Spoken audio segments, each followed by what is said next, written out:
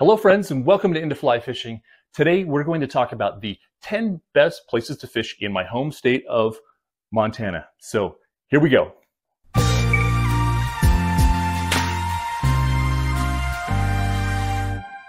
Welcome folks and thanks for being here. My name is Nick Jovanovich. I have been fly fishing for almost 35 years now. I'm also a professional guide in Southwest Montana and have been doing that for the last 15 years. A note about this list: this is just a top 10 list. This is not ranked from 1 to 10. It's just 10 of the best places to fish in the state. It's a big state with a lot of great water too. I'm only going to scratch the surface, so maybe we got to do some more of these videos, but nonetheless, these are 10 of my favorite places to fish in the entire state. Just one thing before we get started: if you can like this video, follow this channel, check us out on all the other social media platforms. It really helps us out. It takes a lot of time, effort, and yes, it does take a lot of money to do this for you. We love doing it. We want to keep doing it. So if you can support us in any way, it really helps us out.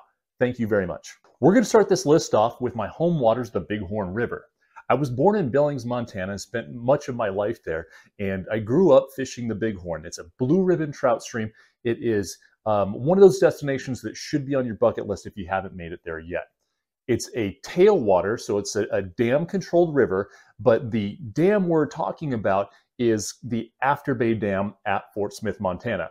Just upstream of the Afterbay is a big reservoir. Then there's the really big Yellowtail Dam, and above that is Yellowtail Reservoir, which comes from the Wyoming side of things into Montana.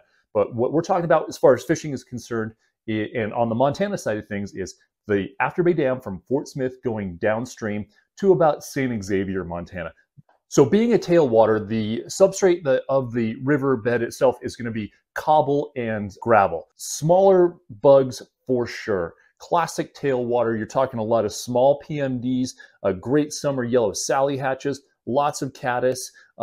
In fact, some of the thickest caddis hatches I've ever been in. Great cold water fishing as well. You've got really good midge, really good blue-wing olive hatches. And if you're a trico fisherman, I know some people love fishing the trico hatch, those tiny little black mayflies that come out in the late summer. This is the place for you. It's a little more user-friendly. Other trico hatches on other rivers are pretty tough. Very delicate, very long casts, very long drifts, delicate presentations. The Bighorn tends to be a lot more user-friendly regarding this. Great streamers in the fall and spring, and even a bit in the winter as well. Great for trout spay. Check this one out if you haven't been there yet. If you're coming to the area, you're probably going into Billings, Montana, at least if you're flying. If you're in Billings, stop and see my boy Rich at East Rosebud Flying Tackle. And once you get down to Fort Smith, head down to the Bighorn Angler and get the lowdown, get a shuttle, get a guide if you need to, and they'll take care of you. Of course, growing up in Billings means you also fish the Yellowstone River. The Yellowstone flows right through Billings, but that's not usually the section that people talk about regarding fly fishing, at least.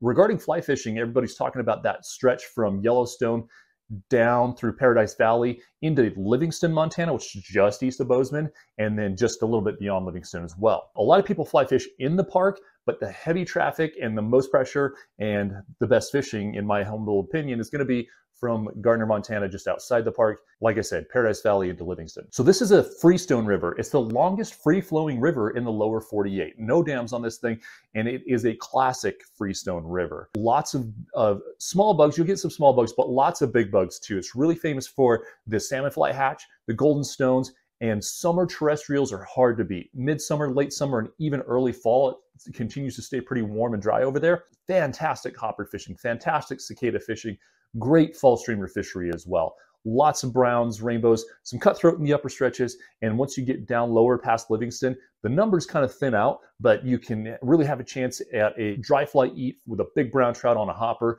or fishing big streamers along the banks, or drudging through the middle of the river. Might not catch as many, like I said, but there's some big browns down there. Now, staying regionally, let's jump a little bit to the southwest of Bozeman and talk about the Madison River. The Madison is another blue ribbon fishery, and it comes from just outside the west side of Yellowstone Park, and then it turns north and flows through Ennis, Montana, and before hitting actually it's one of the Missouri headwaters. The stretch that most people are going to fish are just outside of Yellowstone Park, again, just to the west of Yellowstone Park, and all the way to the town of Ennis. Right at Ennis, there's a reservoir down there, which is also quite fishy, but that stretch in between those two is where most people are going to be fishing. The traffic is heavy, lots of boats, lots of fisher people, but for a good reason. There's a ton of fish in there. So this is a tailwater, but to me, it fishes a little like a tailwater, a little like a freestone. In fact, I like to call it a free water or a tailstone, just to be kind of funny. It's also known as the 50-mile riffle. This whole river just does this all over the place as a guide. And if you're fishing on a boat, when you first start out, it kind of makes your eyes go cross. It's like, where do I fish? Where do I look? It all looks like this. It's kind of trippy. You'll figure it out. Lots of boulders, look for seams, all that kind of stuff. But you will get some small bugs like a tailwater does have big time caddis waters. This place is chock full of caddis, and it's also very well known for its big stonefly hatches too. That salmon fly hatch around the 4th of July and then followed up very closely by the golden stone hatch is hard to beat. Lots of people are going to be there, but again, for a good reason. Lots of big browns, lots of big bows on this river. The streamer fishing is also fantastic. You can catch them on streamers under a bobber. I know it sounds weird. In the summer, spring and fall are fantastic times to fish streamers on the Madison River. And oh, did I mention caddis?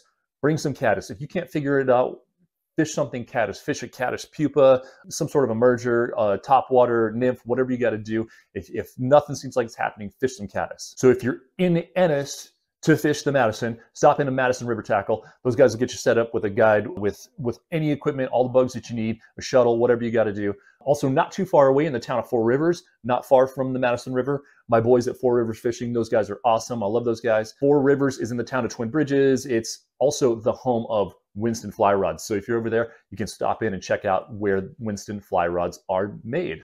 Now we're just going to jump north of there to the Missouri River. The Missouri is a phenomenal river. It's a fairly large river as well. And talk about busy, this place gets busy too. Again, for good reason. Tailwater fishery here again. You got 2 successive dams just outside of Helena, Montana, as you're heading toward Great Falls, Montana. The section around Craig, which is downstream from the last dam, you got Hauser, then Holter Dam, and then Craig is just down the stream there. That is kind of fishing central for the Missouri River. In fact, people call it Craiglandia, funny enough. But that second dam, Holter Dam, flowing through Craig and just beyond toward Great Falls is where most people are going to be talking about as far as fishing, at least fly fishing the Missouri River. Very big river, very broad. There's some walk-in access. You can figure it out. Boat, of course, will help you access a lot more water. It's got a ton of bugs, beautiful hatches, a lot of small bugs, great PMD, yellow Sally, lots of caddis, of course, just like everywhere else. This river is probably one of the best cold weather fisheries around. I'm talking fall through winter and into spring. I've had driving snowstorms with midge popping and blue wings coming off everywhere, and some of the best dry fly fishing in these freaking cold driving snowstorms.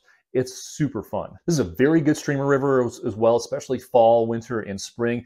Trout spay works really, really great on this river too. If you're in the area, stop into Craig, stop into Headhunters, ask those guys what's what, buy some stuff from them, support them, and they will help you out big time. Now we're gonna make the jump to Southwest Montana, which is where I work.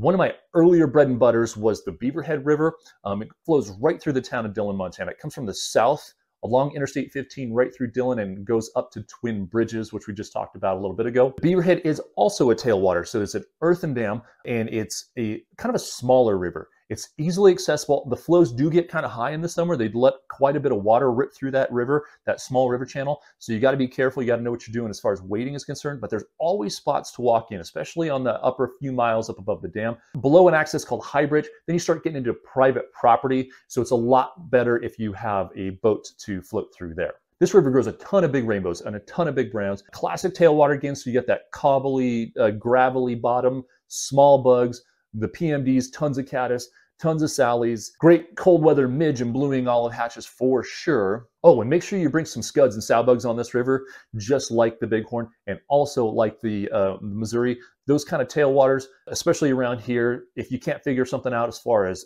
bugs are concerned, those scuds and sow bugs are something those fish are usually going to feed on a daily basis. So those will get you some fish. The busiest section on this river, and for good reason, is in between the two dams. So through the canyon, you've got Clark Canyon Dam, and then the river flows north toward Dillon. Just at the south end of the valley where Dillon is Barrett's Park. And there's another secondary dam where they push a bunch of water into the irrigation ditches. So in between the two dams, it's a bigger river and there's more fish. There's also more traffic. Below that, heading to Twin Bridges, it's a much smaller river going through the town of Dillon and through the farmland. Harder to access, fewer fish, you can fish it, but the bigger fish and the more fish are going to be on that upper river. This is also a great streamer river, especially if the weather turns foul. Even in the summer, if you get some rainstorms and thunderstorms and cloud cover, you can fish some streamers. Great streamers in the fall and the spring as well. If you're in the town of Dillon, you got a couple of great fly shops. Anderson and Platt, those boys at A&P are really awesome. If you want to jump over to Frontier Anglers, downtown Dillon, any one of those two shops, great people. Great guys and gals. They're going to show you what's what. They're going to give you the right bugs, get you a shuttle, get you a guide, whatever you need. And there you go. And if you're in town, give us a shout. I've got some rental cabins set up over there. Really, really cool. Just a short drive from the river. I'd love to help you out. Now we're going to jump to the northwest section of Montana in the area around Missoula. I spent a lot of time living in Missoula. It's a great town. Love it over there. Kind of miss fishing that place on a daily basis. First off, we're going to talk about Rock Creek. Now, Rock Creek is a well-known fishery in Missoula. It's not a secret, and it's a fairly large creek. In fact, in a lot of places, it could be considered a small river. This river has a lot of cutthroat trout in the upper sections. As you get lower, you get into the rainbows and browns in the mix. Also, there are native bull trout in this river as well, which you can't really target, but you will probably catch some if you fish in this river. Very, very cool fish. This river is a freestone river, so it's got a mix. It does have some of those small bugs, but you're really going to be keying in on some of the bigger bugs a lot of the time. Great salmon fly hatch, great golden stone hatch, a pretty decent amount of terrestrial fishing. You can do some hoppers in the summer, and I really love fishing that late summer mahogany hatch as well. You get a bit of the bigger mayfly drakes in the earlier summer, but that mahogany hatch is one of my favorites. So this river does swell up pretty big in the spring. And so you do have to be careful. You can only float fish through July 1's the cutoff for float fishing. After that, you can't float fish anymore. But the river does tend to drop in the hot months and it becomes pretty low. Wading becomes pretty easy. And there you go, just a short drive east of Missoula, Montana. Now, even closer to Missoula, Montana is the Blackfoot River. We call it the Big Blackfoot because there is a little Blackfoot River, but this is the Big Blackfoot River that dumps into the Clark Fork River just on the east side of Missoula. So you've got Rock Creek, then heading toward Missoula, you've got the Big Blackfoot that flows south into the Clark Fork, and then the town of Missoula is right after that. This is a boulder-laden freestone river, and it's just super fun cutthroat fishery. You got lots of rainbows and browns in this thing too, and you've got that native bull trout. So yes, this is that river that was made famous by the book and movie, A River Runs Through It. No, they didn't actually film the movie on the river, but it is the river that the book and movie is based on. You're going to get a lot of great bobber fishing, dry fly fishing, and streamer on this thing. You've got plenty of hatches, plenty of caddis. You got some nice big drakes as well. The stonefly hatch is great on this one, of course, the salmon flies and the golden stones. You got some nocturnal stones in the heat of the summer, like a lot of the rivers as well. So again, those small bugs are there, but this rocky, canyony river is just really, really conducive to these larger freestone bugs. If you're in the area, stop in at Grizzly Hackle, downtown Missoula. Let them get you set up and they'll put you on the right track. They're good people. From there, we're going to go to the very extreme northwest corner of Montana and talk about the Kootenai River. Now, the Kootenai itself is not quite as famous as all the other rivers that we've already talked about, but it is a really, really, really cool river. It flows out of Lake Kootenai, at least on the Montana side of things, which is a huge reservoir coming from Canada down to Libby, Montana. At Libby, there's a dam there, and then you've got the river that kind of flows to the west and turns back up toward Canada. This is a boulder-laden tailwater river, canyons, lots of big rocks, and it's kind of that free water tailstone-y thing again. So it is a tailwater. Those small bugs are there, but I really like to focus on those big bugs that like those big craggy rocks and boulders. This place grows big rainbows. There's plenty of native cutthroat, and you do have that bull trout again. We are on the west side of the divide, so those bull trout are in there. This is the only place in Montana that has an actual native population of red band rainbows. So again, your fly box is going to be quite varied here. It is a tailwater. You got to have some small bugs, but you're going to want to bring some green drakes, brown drakes, depending on what time of the year you're here. You've got the salmon flies and then the stone flies, those golden stones as well at the beginning of the summer. So be ready with those. Great streamer fishing on this place too. And if you're in the area, you got to stop into Kootenai Angler there in Libby, Montana, and let those folks get you set up with what you need. Talking about the waters that I'm working now in Southwest Montana, we can't skip over the Big Hole River. The Big Hole River is a quintessential freestone river in Southwest Montana, and it flows about as far west as you can get and still be on the east side of the Continental Divide, if that sounds interesting. Let me draw you a picture. So the Continental Divide goes through the state of Montana, kind of toward the western part of the state. Because of the Big Hole Valley, then the divide takes this big jaunt to the west over to the Idaho border and then comes back over. That's so it can encompass this whole Big Hole watershed, which is so far west, but still ends up heading to the Missouri, Mississippi, and Gulf of Mexico. It's kind of crazy. This place, you have your brown trout, you've got cutthroat trout, you've got brook trout, you've got rainbow trout, you have the mountain whitefish, of course, and you have a self-sustaining population of Arctic grayling. You're going to get a mix of big and small bugs on this river, of course. Flows come way up in the spring, kind of dangerous. You really got to know what you're doing. They come way down in the summer too. So it's like fishing a couple of different rivers. Salmon flies are extremely important on this river. In that late June time of year, lots of people show up. They show up in droves. It's going to get busy. Lots and lots and lots of float fishermen that time of year. They start to dwindle out as the golden stones kind of show up and start to solidify, but those golden stones will continue to be important into the summer. Things get a little settled in by midsummer or late summer. You're going to get into those nocturnal stones, which you won't see flying around because they are, well, nocturnal, but they will be important for your nymph game. The bugs become smaller and you're going to want to change accordingly. This river is a temperamental river. It's hard to figure out sometimes. It's just whatever's working yesterday may not work today.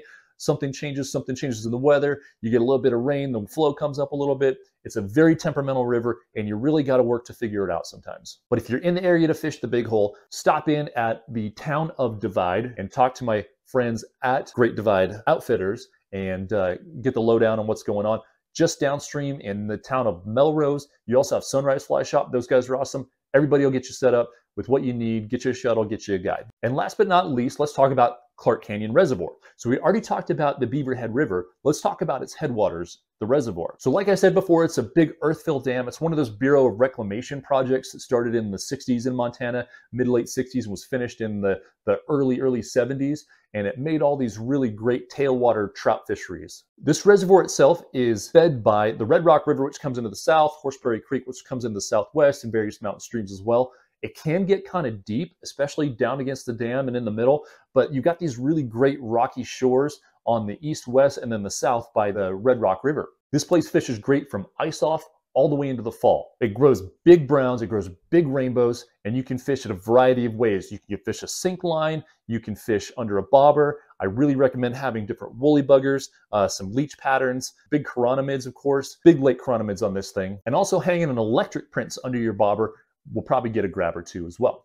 Oh, and if you're a carp fisherman and you love to sight fish for carp, this place is phenomenal for carp. They're all up in those shores. You get this water that kind of floods into old sagebrush flats, and these carp just root around in there, and they're feeding and feeding and feeding. You can sight fish just like you're saltwater fishing. It's a blast. I didn't do enough stillwater fisheries on this one. I guess we'll have to add some to the next video or just do a stillwater fishery video next time. But anyhow, I'm Nick Jovanovich.